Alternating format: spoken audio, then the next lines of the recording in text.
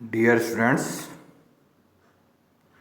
मैं doctor Naresh Kumar Agrawal, associate professor, department of AVST, government girls college Chomu, आज आपको डिस्पर्सन अपकिरण के अंतर्गत माध्य विचलन क्या है, व्यक्तिगत, खंडित और अखंडित श्रेणी में माध्य विचलन की गणना कैसे करते हैं, इसके बारे में बताऊंगा। हमने अभी तक डिस्पर्सन में विस्तार, चतुर्थक विस्तार, सप्तमक विस्तार, अंतर चतुर्थक विस्तार, चतुर्थक विचलन, इन रीतियों का प्रयोग किया है। हम सब लोग सांख्यिकी माध्य, मध्य का, माध्य, बहुलक ये पहले से ज्ञात करना सीख चुके हैं, जिसका इस माध्य विचलन की गणना करते समय उपयोग किया जाएगा। माध्य विचलन श्रेणी के अंतर्गत किसी भी सांख्यिकी माध्य यानी समांतर माध्य, मध्य का और बहुलक से निकाले गए मूल्यों के विचलन के समांतर माध्य को माध्य विचलन कहते हैं। यानी कि सबसे पहले हमें कोई ना कोई माध्य चूज करना पड़ेगा, समांतर माध्य, मध्य का, बहुलक, जिससे हम माध्य विचलन ज्ञात करना चाहते हैं। उससे हम विचलन ज्ञात करेंगे। विचलन हम x माइनस जो भी हमारा माध्य है उसका प्रयोग करते हुए निकालेंगे और इस विचलनों का माध्य निकालते। एक बात और ध्यान रखिएगा जो आगे बताने वाला हूँ कि विचलन ज्ञात करते समय सभी विचलनों को हम घनात्मक मानते हैं, यानी ऋणात्मक कोई भी विचलन नहीं होगा, या हम ये कह सकते हैं कि यहाँ पर हम चिन्हों की उपेक्षा करते हैं, चिन्ह को ध्यान में रखते हैं, सभी घनात्मक विचलन होंगे। एक बात और ध्यान रखिएगा कि माध्य विचलन को हम लोग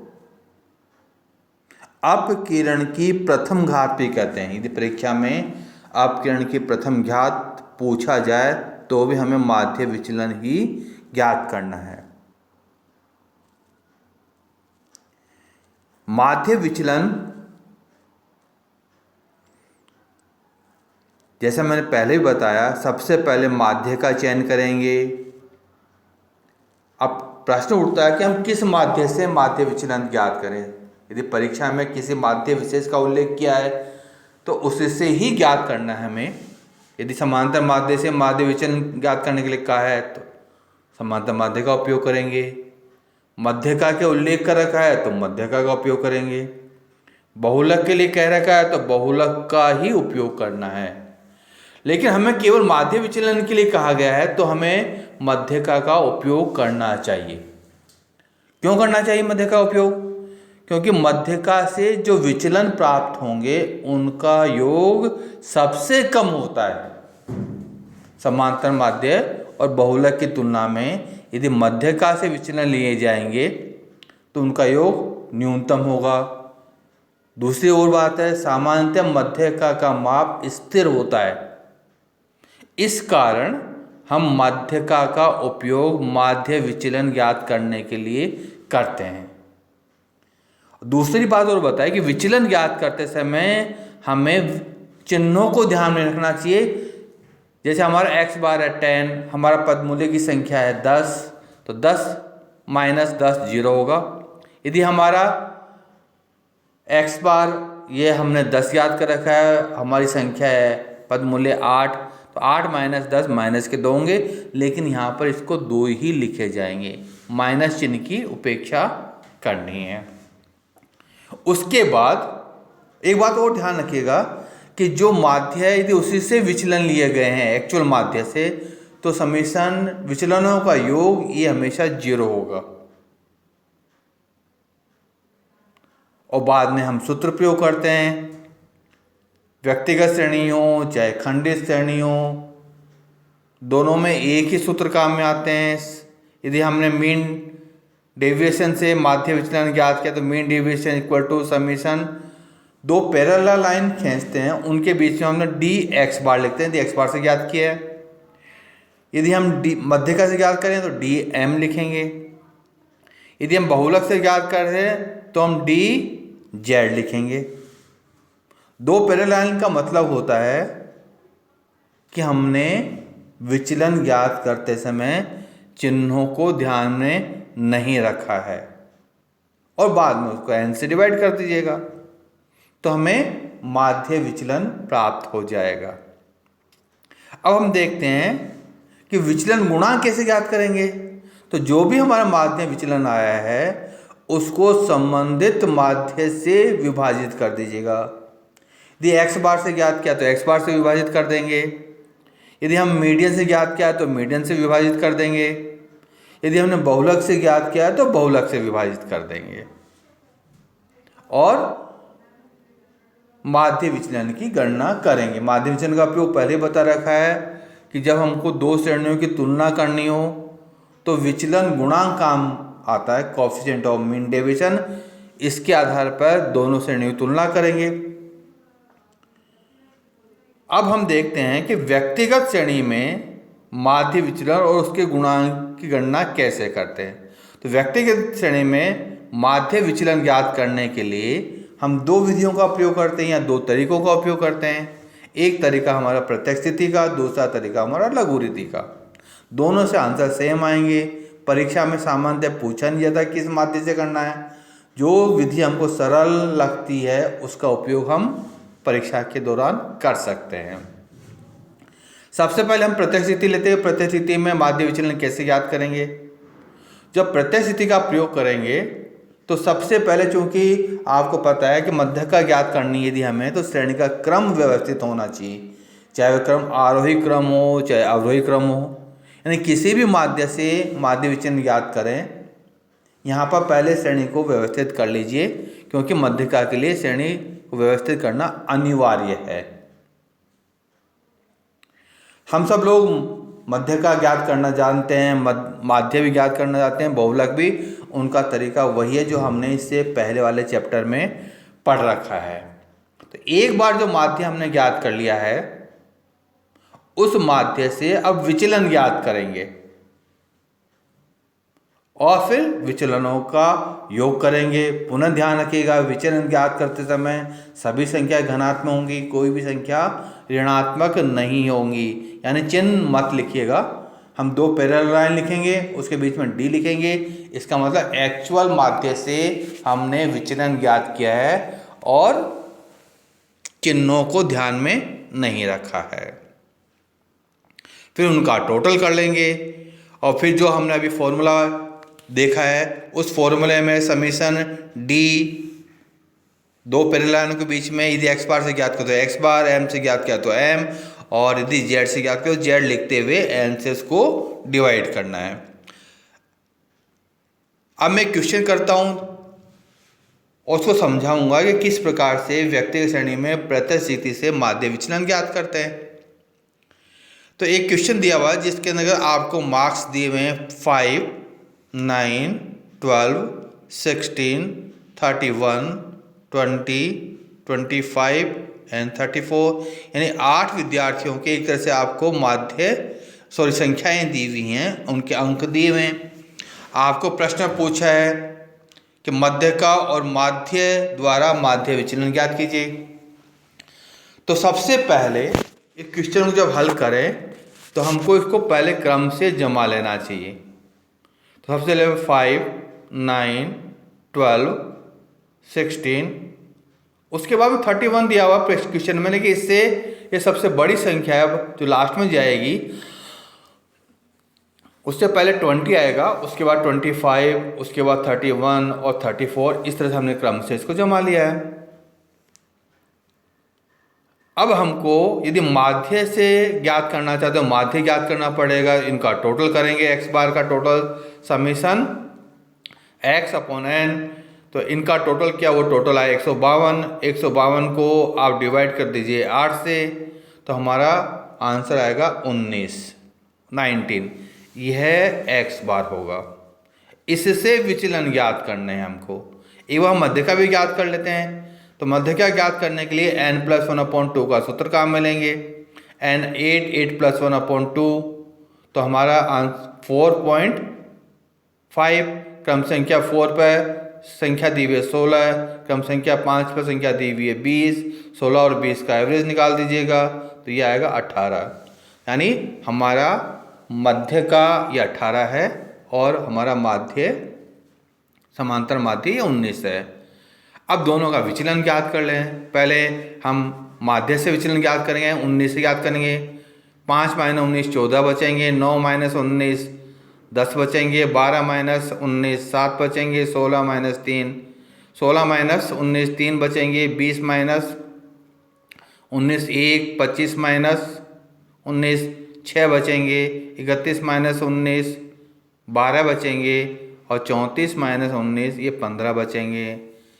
हमने प्लस माइनस को ध्यान नहीं रखा है, आप टोटल कर लीजिएगा, ये टोटल आएगा 68। माध्य विचलन ज्ञात करने के लिए हमारा फॉर्मूला समीशन dx, दो पैरेलल लाइन के बीच में अपॉन x बार, तो 68 ये हमारा डेविएशन का टोटल है। 8n है, n से 8 को डिवाइड कर दीजिएगा 68 को, तो 8.5 ये माध्य विचलन आ गया। यदि हमें गुणांक भी ज्ञात करना है, माध्य विचलन गुणांक हमारा कितना है, तो माध्य विचलन गुणांक ज्ञात करने के लिए हम क्या करेंगे, जो हमारा माध्य विचलन आया 8.5, इसको डिवाइड कर दीजिएगा 19 से, तो ये आंसर आ जाएगा 0.45। यानी हमारा कोएफिशिएंट ये 0.45 है। अब देखिएगा मध्य का से याद करेंगे, तो मध्य का विचलन लेने पड़ेंगे, यानी 18 से विचलन लेने पड़ेंगे। तो x - m ये हमारा फॉर्मूला होगा, प्लस माइनस ध्यान में नहीं रखना है। 5 - 18 13 आएंगे, 9 - 18 ये भी 9 आएंगे, 12 - 18 ये 6 आएंगे, 16 - 18 2 आएंगे, 20 - 18 ये भी 2 आएंगे, 25 - 18 7 होंगे, 31 - 18 13 आएंगे, 34 - 18 16 आएंगे। इन विचलनों का टोटल करेंगे तो यह 68 आ गया। यानी दोनों से विचलन हमारा बराबर है, तो आंसर भी सेम होंगे। तो हमारा मध्य का से जब ज्ञात करेंगे तो 68 को 8 से डिवाइड कर देगा, वही 8.5 आएंगे। हमारा यहाँ पर x, जो x बार हमारा मध्य का है वो 18 है, तो 8.5 को 18 से डिवाइड कर दीजिएगा तो 0.47 ये आंसर हो जाएगा। जबकि x बार में जब x बार से विचलन लिया था तो गुणा कितना था, 0.45। ये हमारा व्यक्तिगत श्रेणी में प्रत्यक्ष रीति से माध्य विचलन और उसका गुणांक माध्य और मध्यका से याद किया। अब इसी क्वेश्चन को यदि लघु रीति से करें तो लघु रीति से करते समय पहले इसका प्रोसीजर समझ लीजिएगा कि लघु रीति से कैसे ज्ञात करेंगे। तो सबसे पहले लघु रीति से ज्ञात करने के लिए भी हमको माध्य की गणना करनी पड़ेगी, जिससे माध्य विचलन ज्ञात करना चाहते हैं।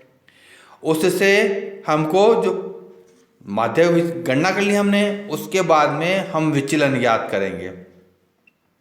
जो माध्य आया हमारा उसमें समीशन जो हमारा बड़ी संख्या कितनी है और छोटी संख्या कितनी है, विचलन ज्ञात नहीं करना है। यहाँ पर हमको देखना बड़ी संख्या कितनी है, छोटी संख्या कितनी है उस माध्य से, और उनकी संख्याओं का टोटल कितना है। 4 संख्याएं हैं, 2 संख्याएं बड़ी, तो उसके अनुसार उनका टोटल और उनकी संख्या लिखेंगे और बाद में फॉर्मूला यूज करेंगे summation XA - XB upon N - NA - NB upon N into यदि एक्स बार से ज्ञात करें तो एक्स बार लिख दीजिएगा, मध्यिका से ज्ञात करें तो मध्यिका लिख दीजिएगा, और जेड से ज्ञात करें तो बहुलक का सिंबल जेड लिख दीजिएगा। एक बात इसे ध्यान रखिएगा कि जब मध्यिका से ज्ञात करते हैं तो हमारा N A minus N B हमेशा 0 होता है, इसलिए कई बार फॉर्मूला में संख्या नहीं लिखते, आप परीक्षा में लिख सकते हैं। अब जो हमारा पुराना क्वेश्चन किया था उसी क्वेश्चन को यदि हम करना चाहें तो देखिएगा कैसे करेंगे। पूरा क्वेश्चन देखिएगा, हमने क्रम से जमा रखा है, मध्यिका हमारा 19 है, तो 19 से बड़ी संख्या कितनी है? 20, 25, 31, 34, ये बड़ी संख्या है, तो ये समीशन x, इनका टोटल समीशन x से कहलाएगा। छोटी संख्या कितनी है? 5, 9, 12, 16 है, ये N B summation X B कहलाएगा। दोनों संख्याएं 4 4 है, तो एन ए और एन बी 4 4 हो गए। अब आप फॉर्मूले में संख्या लिख दीजिएगा, समीशन एक्स ए इनका टोटल लिख दीजिएगा, इनका टोटल 110 आ गया, एक्स बी का टोटल ये 42 आ गया, डिफरेंस 68, इसको 8 से डिवाइड कर दीजिएगा तो वही आंसर हमारा 8.5 आ गया। एक्स बार से ज्ञात करेंगे तो 18 से बड़ी संख्याएं कितनी है और 18 से छोटी संख्याएं कितनी है ये देखना पड़ेगा हमें। तो 18 से बड़ी संख्याएं हमारे पास में इस क्वेश्चन के अंदर देखिएगा, 18 से बड़ी संख्याएं कितनी है और 18 से छोटी संख्याएं हमारी कितनी है। तो हमने जो क्वेश्चन लिख रखा है उसमें देखिएगा 18 से बड़ी संख्याएं हमारे पास में,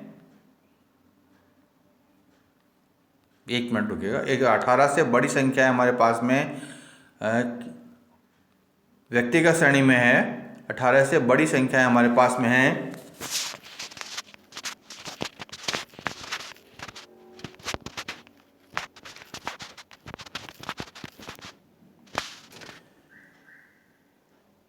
वो ये 20, 25, 31, 34 यानी बराबर संख्याएं रहेंगी। जो हम मध्यिका की संख्या थी वही रहेगी, तो आंसर भी वही आएंगे हमारे। इनका टोटल करेंगे वही 110, summation X A X B 42, N A 4 होगा, एन बी भी 4 होगा, इसको आप मल्टीप्लाई कर दीजिएगा।